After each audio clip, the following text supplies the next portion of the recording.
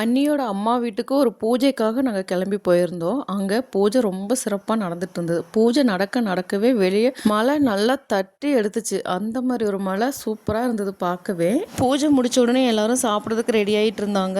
நாங்கள் கொஞ்சம் பேர் இந்த மழையை ரசிச்சுக்கிட்டு இருந்தோம். செம்மண் கலந்து ஓடுற இந்த தண்ணியை பார்த்து செம்புல பெயல் நீர் போல அன்புடை நெஞ்சம் தாம் கலந்தனவே அப்படிங்கிற ஒரு குறுந்தொகை பாடல் தான் எனக்கு நினைவுக்கு வந்துச்சு. இந்த மழையில் கொஞ்சம் பேர் அங்கங்கே நடந்து போயிட்டு இருந்தாங்க. குழந்தைங்களாம் டம்ளர் வச்சு இந்த மழை தண்ணி பிடிச்சி விளையாண்டுட்டு இருந்தாங்க.